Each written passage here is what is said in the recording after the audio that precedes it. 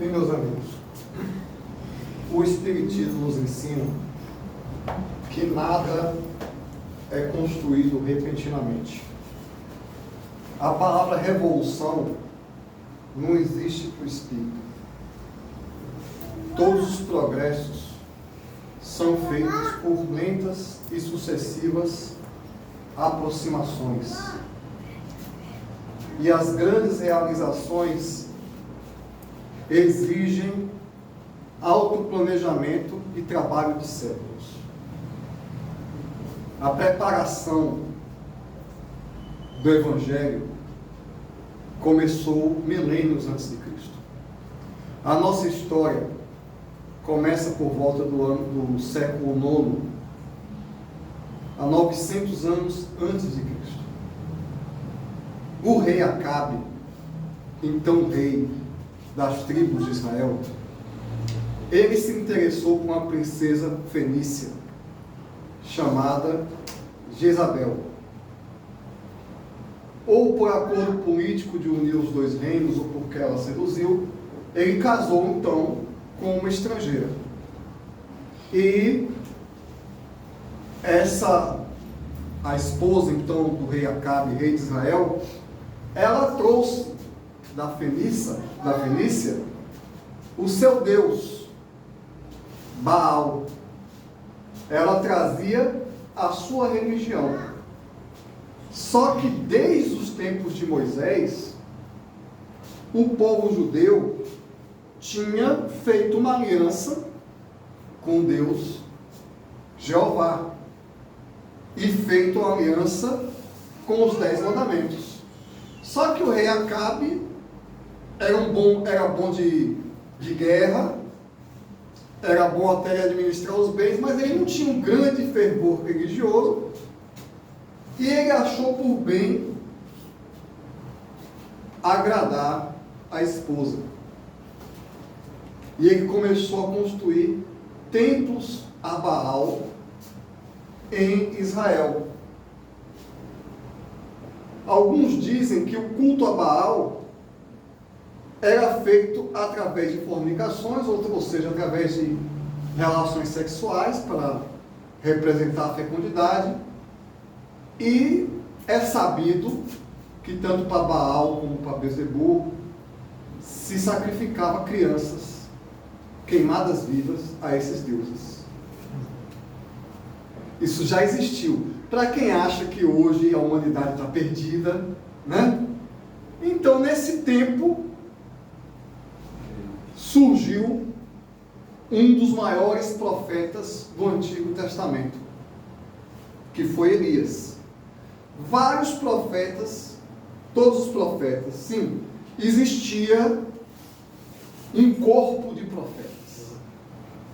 Existiam os sacerdotes e os profetas. É interessante a gente ler isso na Bíblia. E aí é que diz que as coisas estão nos detalhes. Por que todo sacerdote não era profeta? E por que todo profeta não era sacerdote? Você vê já no Antigo Testamento que Moisés separou a tribo de Levi para fazer o sacerdócio, ou seja, toda uma parte do povo judeu era dedicada ao sacerdócio, mas ele separou um grupo de 70 profetas, que não tinham nada a ver com a tribo de Levi. E eu vou explicar para você por quê. Porque os profetas, eles profetizavam, ou seja, eles tinham o dom da adivinhação e da premonição do futuro e de revelações espirituais. Então os profetas eram médiuns e os sacerdotes não necessariamente eram médiuns. Jezebel mandou matar os profetas de Jeová que estavam se manifestando numa praça. Ela matou quase todos. Só que Elias era muito poderoso. ele previu e escapou da morte. E Elias era um homem muito firme, e ele pregava todo dia contra Jezebel e o culto do deus Baal, que é outra característica do profeta, dos mensageiros de Deus. A história de Elias já nos diz uma coisa interessante sobre o verdadeiro profeta. Você botar uma Bíblia debaixo do braço e sair falando de Jesus diante de uma comunidade que está todo mundo cristão louvando a Deus, é tranquilo. E você ir para a praça e ver todos os seus amigos morrerem assassinados no meio da praça e depois voltar para a mesma praça para falar mal da rainha, é tranquilo? Isso é um profeta de verdade. Não é esses cristãos Nutella que tem aí fora. Não é? Isso é profeta raiz. E Jezabel ameaçou que ia matar Elias, que ia fazer, que ia acontecer. Mas Elias, que era profeta, que era médium, tinha premonição, tinha visão, tinha ectoplasma, conversava com os espíritos, conversava com Jeová. Quem estudar mais vai entender que o Jeová é o próprio Cristo. Conversava, ele que era um cabra retado, ele chamou a rainha para um desafio. Profeta de verdade é assim. Chame aí seus sacerdotes de Baal, que eu vou provar que Jeová é o verdadeiro Deus. Como é que é isso? Não. Vamos ver qual é o Deus que acende a fogueira. Bota uma fogueira aí e bote seus 300 sacerdotes de Baal para acender a fogueira. Os 300 sacerdotes oraram, não acendeu fogueira nenhuma. E aí chegou a vez dele sozinho, Elias, o profeta de Jeová, o profeta do Deus de Israel. Pronto, agora é minha vez. Eu quero que vocês joguem água na fogueira, na madeira. Joguem água na madeira aí. Você é louco? Não, joga. Aí Elias orou e Deus acendeu a fogueira. Ora, Kardec diz que o Espiritismo não é a negação da religião, é a explicação da religião. Porque para um homem descrente, ou para alguém desavisado que leia a Bíblia, vai ver nisso uma história bonitinha. Mas eu vou contar para vocês. Eu já fui abordado no centro espírita por um casal que estava desesperado, porque para onde o filho dele ia, as coisas pegavam fogo. Pirogenia, combustão instantânea, o menino era médico de efeitos físicos. Eu já vi isso, inclusive a casa deles tinha pegado fogo. Isso aí é amplamente documentado na literatura espírita, nos casos de poltergeist. Então, para a gente, para um espírita que entende as leis do fluido cósmico universal, a lei da transformação de matéria em energia, a manipulação da energia pelos espíritos, espírito botar fogo em casa ou numa fogueira molhada, está tranquilo. Está bem explicado na Gênesis segundo o Espiritismo. O Espiritismo explica. Então, quando Elias, que era um verdadeiro profeta, ele orou, os espíritos que queriam validar o judaísmo botaram fogo na fogueira. E assim eles derrotaram a rainha Jezabel. Mas aí vem uma característica interessante quando eu digo que tudo é por lentas e sucessivas aproximações. Ninguém é perfeito. Essa história de Elias explica para a gente bem que, excluindo Jesus, que é um espírito puro, que é o governador do planeta, todo ser humano é sombra e luz. Então, o profeta Elias, que teve a coragem de enfrentar a rainha, de enfrentar o deus pagão Baal, de desafiar os 300 sacerdotes, ele não teve a grandeza moral do perdão. Ele tinha todas as qualidades, mas o sangue dos irmãos dele que tinham sido mortos estava diante dele.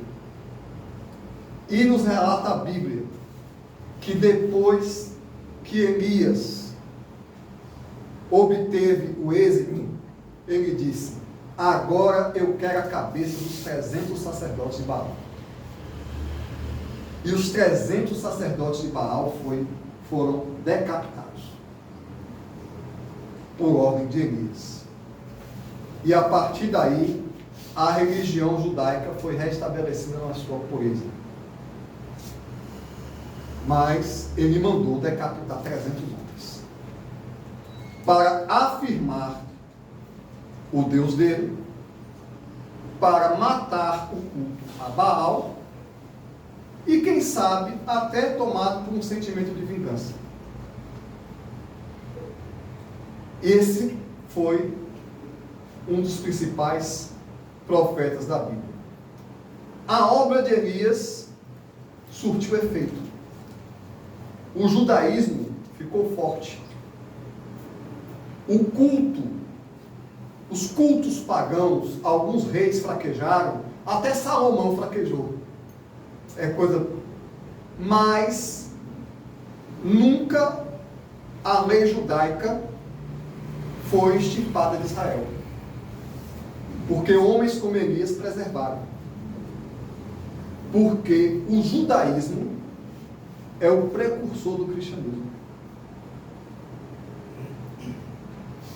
O judaísmo, de certa forma, é a base do cristianismo. Tudo evolui por lentas e sucessivas aproximações. Jesus não poderia ter vindo se Elias não tivesse feito o trabalho dele. Agora Elias exagerou um pouquinho. Né? Mandar matar 300 pessoas, mas ninguém é perfeito.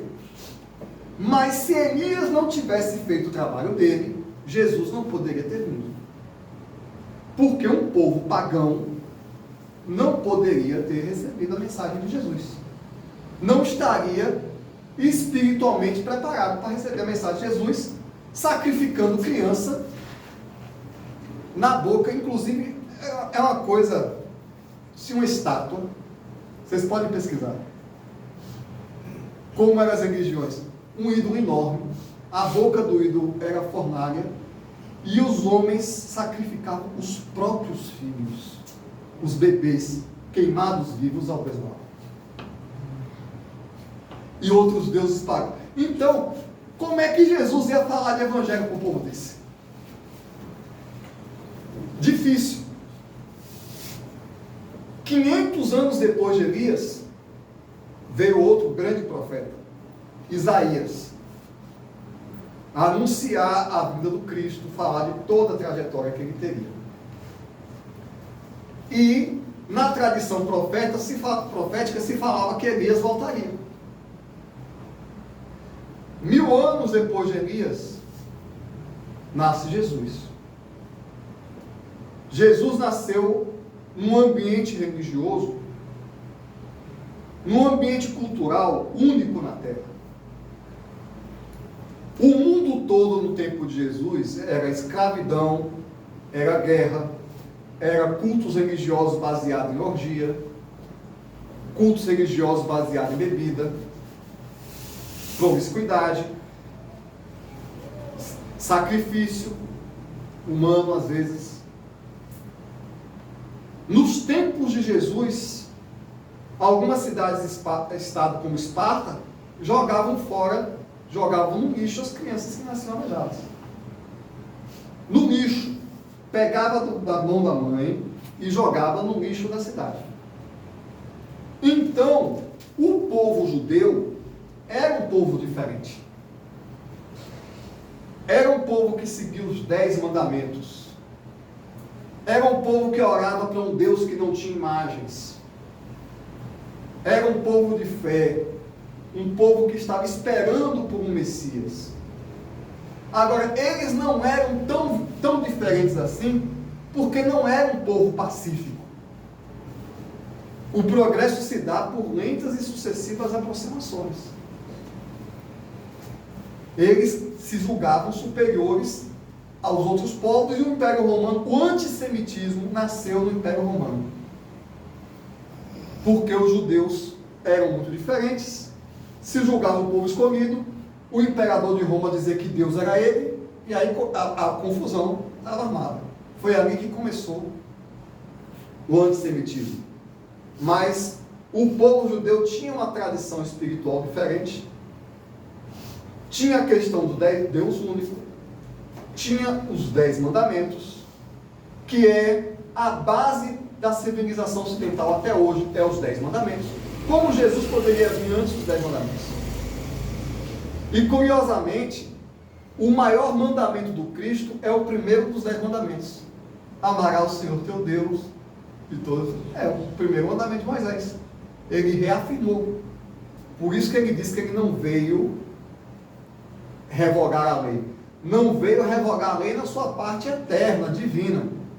Mas aqueles outros preceitos do livro de Deuteronômio sobre não comer carne de porco, etc, etc, etc, era uma legislação humana. Kardec explica isso muito bem. Jesus reencarnou, na verdade a palavra encarnou, concomitantemente com João, conhecido como Batista, para distingui-o de João o Evangelista. Nos tempos em que Jesus estava para nascer, tinha um sacerdote chamado Zacarias, casado com Isabel. Tem um personagem que aparece no Novo Testamento, que é o anjo Gabriel. Apareceu para Zacarias e apareceu para Maria. E ele disse a Zacarias que ele ia ter um filho e que ia ter o nome era João. E Zacarias duvidou, porque ele já era idoso, a esposa dele já era idosa, e a esposa dele era estéril, nunca tinha tido um filho. Ele recebeu essa comunicação quando ele estava orando no templo.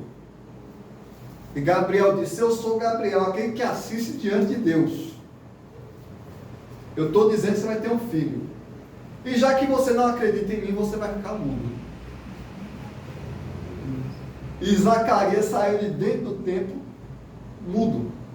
Isso está no Evangelho, está no Novo Testamento. E ele ficou mudo. Aí o povo, os outros sacerdotes, ele entrou no Santo dos Santos, saiu de lá sem conseguir falar nada. Os outros sacerdotes, saía alguma coisa, ele viu alguma coisa lá dentro. Aí já ficou aquele burburinho. Aí engravidou. Isabel engravidou. O texto bíblico não diz a idade certa, mas era idosa, talvez 70, 80 anos. Engravidou. E Maria, que também recebeu a visita de Gabriel, engravidou. As duas primas, Maria e Isabel, se visitaram. E Isabel relata que quando Maria chegava, o ventre dela se mexia. João, dentro do ventre, reconhecia o mestre. É interessante isso, né? A barriga dela se mexia. Foi por isso que quando João nasceu, como ela não tinha o WhatsApp, né? Ela acendeu uma fogueira para anunciar a Maria que o filho dela tinha nascido. E quando foram botar nome no menino, Zacarias recuperou a voz e disse: não, o nome é João, porque o anjo disse que o nome tem que ser João. Ele só recuperou a voz na hora de botar o nome no menino. Novamente, o Espiritismo explica a religião. Eu vejo sintomas desse tipo em médiuns todos os dias. Para quem está no centro espírita, Zacarias ter perdido a voz e ter recuperado depois, eu já vi gente me relatando chegar na emergência com taquicardia para morrer e o médico dizer que não tinha nada. Chega no centro espírita, é um espírito. Então, para um espírita recuperar, perder voz, andar, ficar paralítico, andar, o médium sente um bocado de coisa. De dor de barriga, a tontura, a dor de cabeça, a tremedeira, tudo é possível. Então, para um médium como Zacarias, os espíritos terem atuado nele para ele ficar mudo e depois falar para a gente, é o fenômeno mais tranquilo que existe. Mas, para quem não estuda a mediunidade, acha que é um milagre. Para um espírita também é muito tranquilo João ter reconhecido Jesus no ventre de sua mãe. Porque nós estudamos a reencarnação. O espírito vai perdendo a memória à medida que a gravidez vai avançando. É por isso que a mulher fica enjoada, porque uma mulher grávida é um médium 24 horas por dia. Tem outro psiquismo no corpo dela. Tem outro espírito perturbando ela. Aí a mulher sente um bocado de coisa. Inclusive, a qualidade que a mulher vai sentir vai depender da sintonia dela com o espírito reencarnante. E a sintonia de Isabel com João era grande. Ela sentiu que o reencarnante estava feliz porque reconheceu o outro. Reconheceu o mestre no ventre da sua mãe. Outra coisa que para um materialista não faz sentido nenhum. Para um espírita é a coisa mais normal do mundo. Por isso, muito cuidado quando você for brigar com a sua mulher grávida, porque o menino está ouvindo tudo, viu? Inclusive, quando ela engravidar, pode orar todo dia com um garoto. Que ele ora. É um espírito, ele não perdeu a identidade dele, não. Ele está sentindo tudo que a mãe sente. Está sentindo o que o pai sente e está percebendo que as pessoas em volta estão emitindo para ele. A realidade é essa. Nós poderíamos contar histórias sobre isso, sobre pessoas que ficaram traumatizadas por eventos que aconteceram quando a mãe dele estava grávida dele. Né? Mas, também para o espiritismo, não há estranheza nenhuma. Agora, o estranho é você ter telefone, internet, o WhatsApp e matar uma árvore para queimar na porta da sua casa, né? Pelo amor de Deus. Isso é esquisito. Porque você que tem luz elétrica, porque você acha bonitinho ver pau queimar e soltar fumaça. Sinal de fumaça é coisa lá dos índios norte-americanos, né? Não tinha telefone, entendeu? A gente não precisa mais fazer sinal de fumaça e emporcalhar a cidade toda. Também não precisa encher a cara de licor em homenagem a... porque não tinha licor, né? Não tinha. O pessoal aproveita.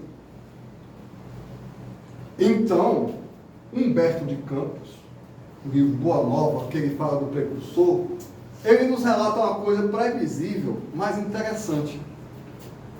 João, o Batista, e Jesus eram primos. Então eles passaram a infância juntos. Então, logicamente, quando um foi para o lado e o outro foi para o outro, estava tudo combinado. E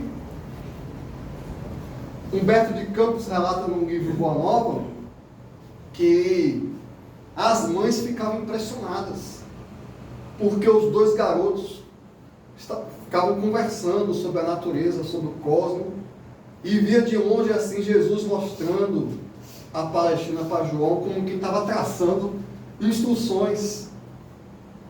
Jesus, com 12 anos, ele foi dar aula aos sacerdotes. E um sacerdote chamou Maria e disse: olha, esse menino tem futuro, deixa ele aqui com a gente para a gente educar ele, para ele ser um grande sacerdote e tal. E Maria, uma mãe zelosa, né? Querendo mandar Jesus para a faculdade, né? Não, meu filho vai ser doutor, doutor da lei. Ó, meu filho, porque eu conversei com o sacerdote, Humberto de Campos falou: ó, minha mãe, pode parar. Eu tenho meus planos com meu pai, minha mãe, você não sabe? Eu gostaria de ficar aqui com meu pai José na carpintaria, que é o mais interessante para mim. E assim foi feito. Muitas pessoas se questionam o que é que Jesus fez dos 12 aos 30 anos, se ele foi para alguma escola de mistérios e etc. Alguns dizem que ele foi para a Índia, que ele foi educado pelos essênios. Tem eles teorias. Mas sem dar uma afirmativa final, eu vou pela teoria de Haroldo Dutra. Jesus ficou com José trabalhando na carpintaria. E acrescento, porque ninguém tinha nada para ensinar para ele.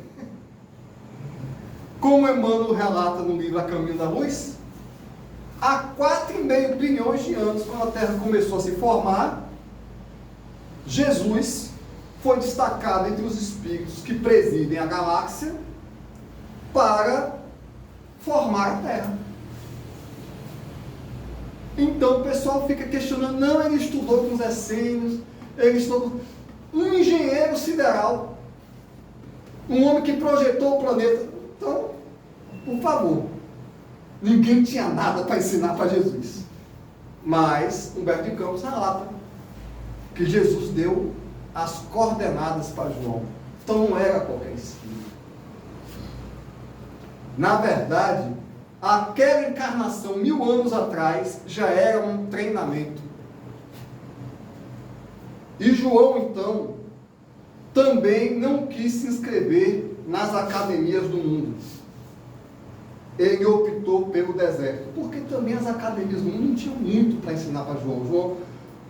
João foi chamado por Jesus como o maior entre os filhos de mulher. E a linguagem parece bem enigmática. Mas se a gente procurar Carlos Torres Passorino no livro Sabedoria do Evangelho, a gente vai entender. Porque Jesus chamava a si mesmo de filho do homem e chamava a João de filho de mulher? Porque Jesus era filho do homem, porque ele era filho da humanidade. Ele já tinha passado pela evolução que a humanidade comporta. Então ele dizia: o filho do homem, ele se dá esse título, e só ele.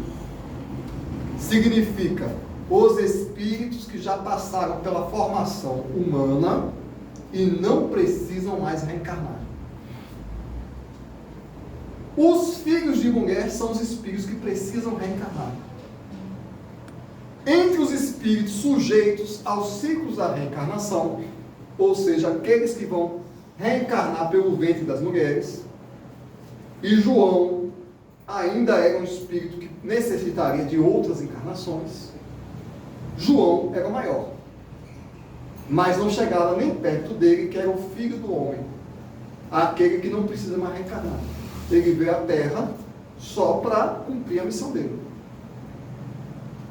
Tanto é que João era o maior entre os filhos de mulher, ou seja, o espírito mais adiantado, encarnado no planeta, no momento em que Jesus estava presente.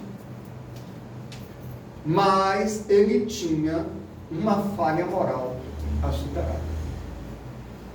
Porque perfeito só Jesus. Aliás, a história do cristianismo demonstra isso. É uma grande lição para a gente. Mateus era cobrador de impostos, Pedro negou Jesus 3 vezes, Tomé só acreditou tocando. Então, a expansão da mensagem de Paulo, da mensagem do Cristo, nunca se faz através de homens perfeitos. E João teve que resgatar a imperfeição dele. Ele era o espírito mais evoluído encarnado na terra, abaixo de Jesus, mas ele tinha um probleminha. Agora imaginemos nós, aí vem um adendo, né? Se João o Batista tinha um probleminha a superar, e nós aqui, trabalhadores espíritas, não, porque eu sou uma grande pessoa, eu sou médium, eu dou passo para lá. João era um espírito austero. Então ele foi para o deserto, se isolou das comodidades do mundo, vestiu-se de um pelo de camelo, de uma pele, e se alimentava do que oferecia no deserto, mel e gafanhoto. O que soa estranho, muito estranho para a gente, mas até hoje se come gafanhoto na região. Inclusive a FAO, a Organização das Nações Unidas para Segurança Alimentar, vê os insetos como uma possível alternativa. Então, não era nada demais comer um gafanhotinho assado. Quem lê a Bíblia acha que ele estava, né? Vá na China que vocês vão entender isso. Mas era uma alimentação muito básica. Era uma vida muito austera. Diante do... provavelmente ele estava contrapondo o luxo do sacerdócio do templo. E ele pegou um antigo ritual essênio, que era promover a renovação através das águas, que também não era exclusividade dos judeus. Tinham pagãos que também faziam aquilo, em cidades sagradas da Grécia. Essa questão de mergulhar na água para se renovar não é nem invenção do judaísmo nem do cristianismo, era uma cultura normal da época, era um símbolo. E ele dizia: eu batizo vocês com água, mas quem vem após mim vai batizar com fogo. Ou seja, o fogo é o Espírito. Então, isso aí é um dos pontos em que João admite a sua condição evolutiva. Ele dizia: eu preciso de um símbolo material para o meu ministério, para convencer as pessoas. Eu preciso desse ritual aqui. Mas o meu mestre não precisa, não. O meu mestre, ele vem batizar em espírito e verdade, batismo de fogo. Então João era o maior entre os filhos de mulher, era, segundo o que Jesus disse, o espírito mais adiantado, encarnado, mas ele tinha limitações. E ele dizia: aquele que vem após mim, eu não sou digno nem de amarrar as sandálias. Até que apareceu aquele que está falando. João Batista tinha seguidores. Os primeiros apóstolos de Cristo foram seguidores que abandonaram João para seguir Jesus. Se não me engano, André, o outro João, André e Filipe, 2. É interessante. André e Filipe. Uma lição tremenda de humildade dos dois. A primeira humildade foi uma missão enorme de Jesus. João não queria aceitar. Mestre, você vem aqui para eu te batizar? Ele disse, faça assim para que se cumpra o que tem que cumprir. O chefe pedindo a bênção para o subordinado. Porque o batismo era uma bênção. E uma confissão dos pecados. Qual era o símbolo da água? O símbolo da água é que ela limparia os pecados. Então Jesus se submeteu a um ritual de limpeza de pecado, né? Pelo subordinado dele. Entre outros trechos da vida de Jesus, isso é uma grande lição, porque aqui na terra, geralmente, os homens querem ter posto de general, mesmo que tenha salário de sargento. O importante é mandar, né? O importante não é nem o salário, o importante é o status. É ser o maioral. E ele foi, não. Faça assim. No sentido espiritual, porque eu quero dar um exemplo. Foi um ato de suprema humildade de Jesus. Seguido por um ato de suprema subserviência de João a Jesus. João olhou para os discípulos dele, que estavam seguindo ele no deserto, e disse, o mestre de vocês agora é esse aí, ó. A minha tarefa terminou. Esse é o servo de Jesus, porque até os espíritas, não, porque eu tenho aqui os meus médiuns, os meus obsessores de estimação, os meus mentores são meus. Né? Às vezes o mentor dele não pode nem se manifestar em outro centro espírita. É dele. João disse, olha, o mestre é aquele ali. E a gente não tem entendimento da grandeza desse ato, porque João poderia, naquele momento, ter tomado a decisão de concorrer com Jesus, porque ele tinha centenas de seguidores. Ele estava com mais ibope que Jesus. A voz que clama no deserto já era admirada pelo povo. Ele tinha o fã-clube dele. Naquela hora ele estava ali por cima. Então ele teve que abdicar do poder, abdicar da posição dos discípulos dele e fazer os discípulos dele discípulos de Jesus, e nem todos os discípulos aceitaram isso. Tanto é que o Evangelho só relata que foi 2.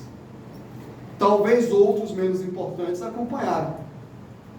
Mas até depois da morte de Jesus, muitos se disseram que ia continuar seguidor de João Batista em nome de Jesus.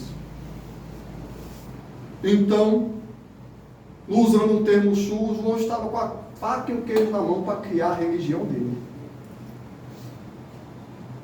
E ele não quis. Porque ele sabia quem era o chefe. O que muitas vezes nós humanos não sabemos. A terra está coberta de religiosos que resolveram criar a sua própria religião e a interpretar a mensagem de Jesus a modo próprio. Ou seja, às vezes o cristianismo tem muito cacique para pouco índio. Todo mundo querendo ser cacique. Então vejam que o progresso se dá por lentas e sucessivas aproximações. Novamente, os discípulos de Jesus antes foram treinados por João.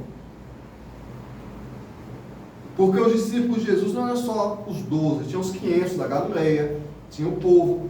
eles estavam, tudo tem uma ordem. João estava chamando-os para se arrepender do pecado, porque primeiro vem o arrependimento, depois vem a redenção. Como Jesus traria a redenção através do amor, João estava trazendo o arrependimento através da lei.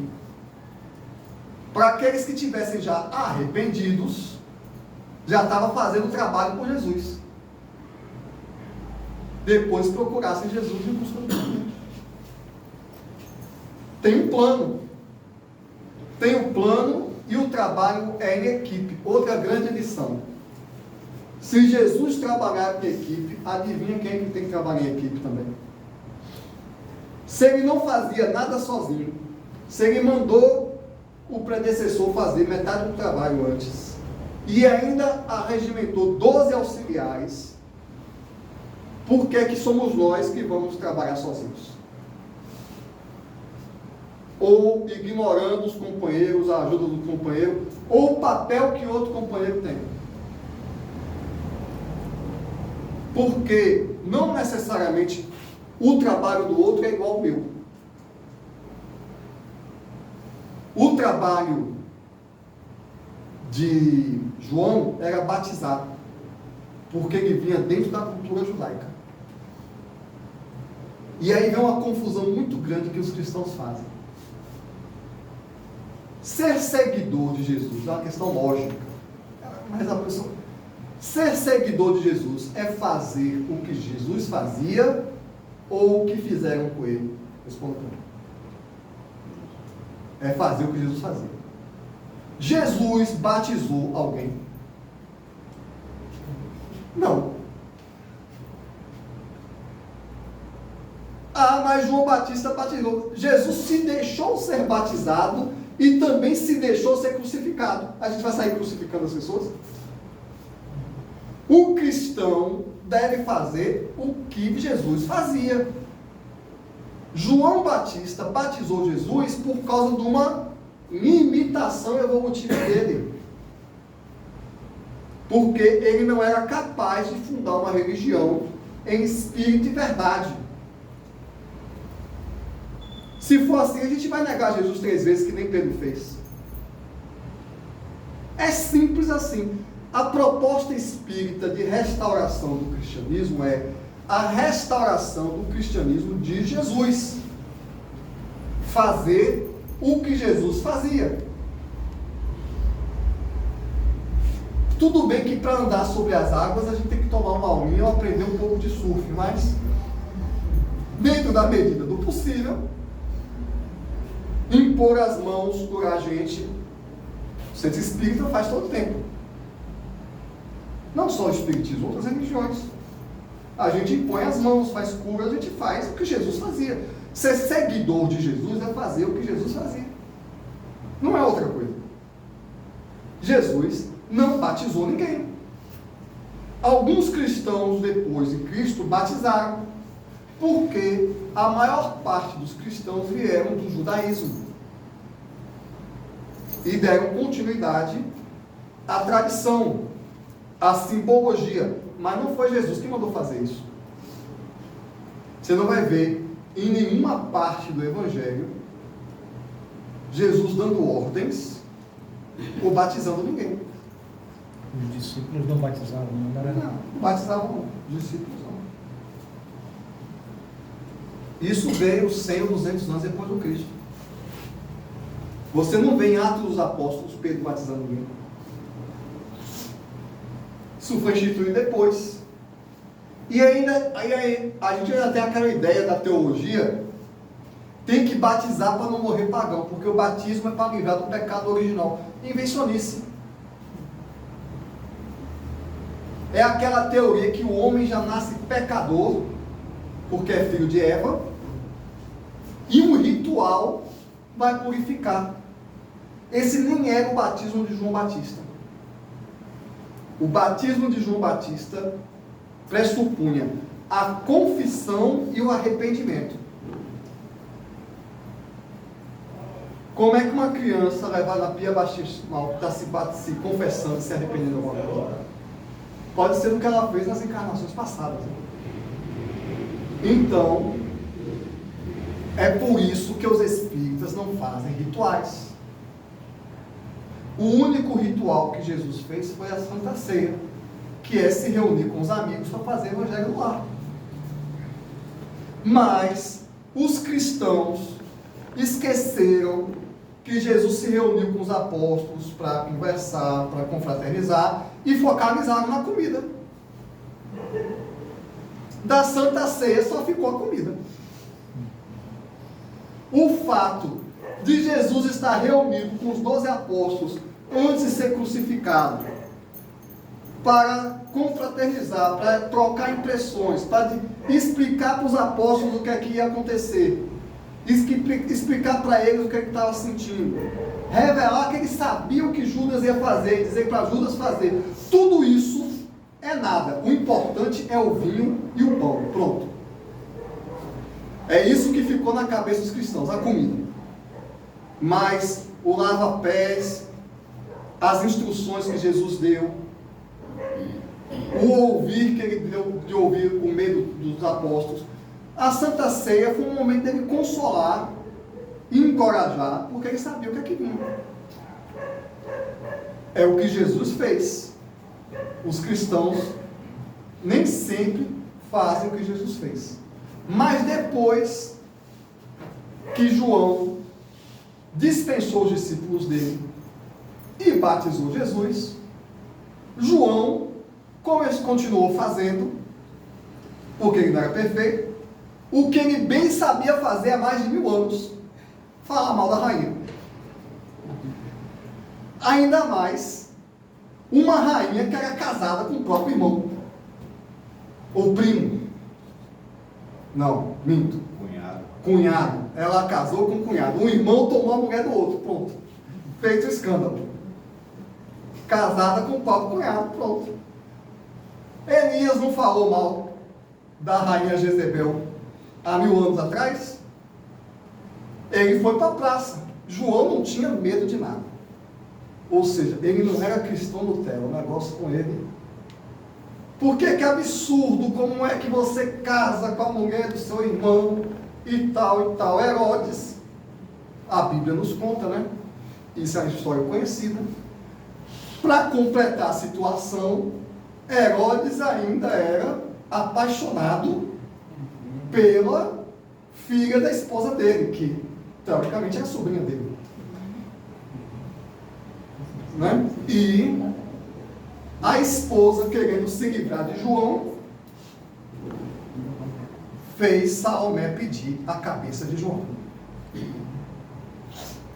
Então, João morreu decapitado pelo pedido de uma adolescente que seduziu um rei.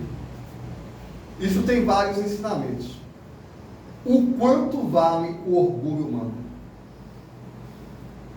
Quando a gente for atingido no nosso orgulho, se sentir rejeitado, se sentir inferior, ou que não está numa posição decente, valorizado pela sociedade, lembre-se que o maior dos filhos de mulher, o maior espírito encarnado abaixo de Jesus, foi morto por um capricho de uma adolescente. E ele perdeu a cabeça. Só que como Deus é misericordioso, ele só tinha uma. Então ele não perdeu a cabeça 300 vezes, como ele tinha feito com o sacerdote de Baal. Ele perdeu só uma, porque ele tinha um probleminha para resolver com a lei de Deus. Este homem, esse espírito que batizou Jesus, que preparou os caminhos, que ajeitou as veredas, tinha um probleminha para resolver com a lei de Deus. Vocês acham que a gente tem algum problema para resolver com a lei de Deus? Não, porque eu sou espírita, tal. Eu faço muita caridade. Imagina, o obsessor comigo é fichinha. Nada vai me acontecer de ruim, porque Deus está me protegendo. Até uma adolescente que seduziu um rei depravado pedir a sua cabeça. E ainda assim, quando João morreu, perguntaram a Jesus: Mestre, olha, é curioso, tem umas entrelinhas no Evangelho que o pessoal não lê. Por que é que os discípulos foram perguntar para Jesus se Elias ia voltar? Ninguém reflete o porquê dessa pergunta. É porque antes de Jesus falar, os 12 apóstolos já tinham juntado os 2 neurônios pensantes, Tique e Tela, e já estavam fazendo as continhas. Eles já estavam com um desconfiômetro. No fundo, eles sabiam quem era João Batista. Tanto é que Jesus disse: Elias já voltou e não foi reconhecido. Jesus só disse isso. Sabe o que está escrito no Evangelho? Então os apóstolos entenderam que ele estava falando de João Batista. Por que os apóstolos entenderam? Porque eles já estavam desconfiados. Quando João morreu decapitado, eles fizeram a associação e foram perguntar: Mestre, está escrito que Elias vai voltar. Porque os apóstolos conheciam a reencarnação. A reencarnação era conhecimento comum entre os judeus, sobretudo entre os sacerdotes. Eles não sabiam como se processavam, mas desconfiados, e Jesus disse: para bom entendedor, meia palavra basta. Em verdade, Elias já voltou e fizeram com ele o que quiseram. E está lá escrito, não sou eu que estou inventando, está lá textualmente no Evangelho. Então eles entenderam que estava se falando de João Batista. Ou seja, os 12 apóstolos de Jesus não tiveram a menor dificuldade de entender que João era Elias reencarnado. O que comprova mais uma vez que na cultura judaica a reencarnação era prevista. Ainda mais que eles foram fazer essa pergunta depois que João foi decapitado. Eles fizeram uma associação. Eles não eram tão ignorantes assim. Senão não fariam essa pergunta. E tempos depois, quando Jesus estava para ser crucificado, aconteceu o fenômeno da transfiguração. Ele convocou seus 3 apóstolos mais próximos, João, Pedro e André, se não me engano, Tiago, ele sabe tudo. João, Pedro e Tiago, para ficarem velando por ele. E eles, meio adormecidos, de repente eles acordaram e viram que Jesus estava conversando com Moisés e Elias, 2 defuntos. E é curioso que hoje, isso ensina muitas coisas, né? Porque algumas doutrinas religiosas dizem que depois da morte, os mortos ficam dormindo. Então, Moisés e Elias levantaram da tumba. Outros dizem que é proibido falar com o Espírito. Vocês acham que Jesus fazia alguma coisa errada?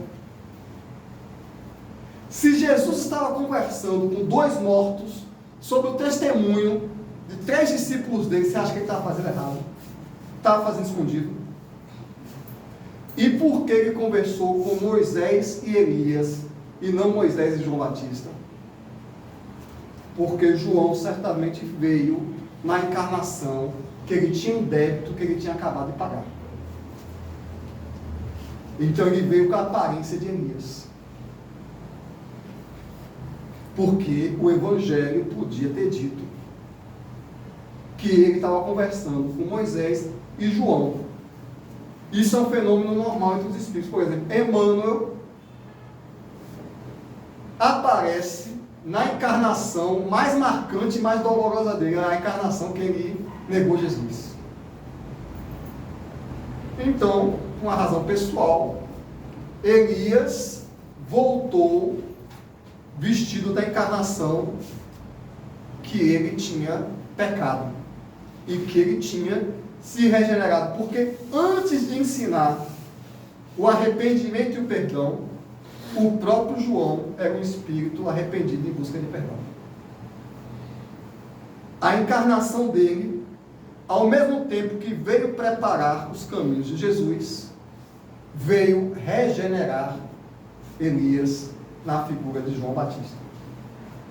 E hoje, 2000 anos depois, nos tempos do planeta de regeneração, nós somos os novos Elias reencarnados. Somos espíritos que vêm anunciar a nova era, se regenerando dos erros passados. Ao mesmo tempo que nós pagamos o passado, nós construímos o futuro. Aqueles que tiverem a mesma coragem que João o Batista tiveram. Porque o sobrenome de João é coragem. Mas a maior parte dos cristãos são covardes. Ele foi tão corajoso que ele foi decapitado por causa disso. Talvez essas sejam as palavras que resumam a vida de João: fidelidade e coragem. Fidelidade ao ideal, fidelidade a Deus, não negociável, e coragem de pregar a verdade, de denunciar o mal de forma inegociável até pagar com a própria vida. Esse é o exemplo que o precursor de Jesus traz à humanidade, que ninguém no São João vai lembrar. O povo vai lembrar de quadrilha, de milho assado, e vão acender fogueira São João, e ninguém vai lembrar o exemplo de um dos homens mais corajosos e mais destemidos que passou pela terra. Fiéis e puros, servos da verdade de forma intransigente. João o Batista, que estava longe de ser um homem perfeito. Não era um homem perfeito. Tanto é que ele pagou a imperfeição dele. Era um homem em processo de regeneração, como nós somos. Mas ele era um homem fiel, trabalhador, destemido, corajoso. Enfim, juntando com Paulo de Tarso, estão entre os meus heróis. João e Paulo, que tem uma história maior ainda de regeneração e de coragem. Nos tempos em que nós vivemos de relativismo moral, que tudo é permitido, João denunciou: você tomar a esposa do seu irmão é errado. Hoje em dia, né? Né? Então, esse é o exemplo que João deixa para a cristandade. Fidelidade, coragem, humildade para traçar o caminho do Mestre. E é nesse sentido que nós lembramos esse grande Espírito que ainda é uma luz para a humanidade, no exemplo das mais nobres virtudes de um Espírito que, como nós, ainda é um Espírito em busca de Deus. Nós não somos perfeitos, mas na busca de Deus nós temos que ser corajosos, consultarmos a nossa consciência para saber a diferença do certo e do errado e fazer o certo mesmo quando dói, mesmo quando incomoda. Essa é a mensagem que João deixou para a gente, e nós pedimos a Jesus e aos espíritos superiores, aos nossos espíritos protetores, que nos deem virtude e coragem como eles deram a João Batista.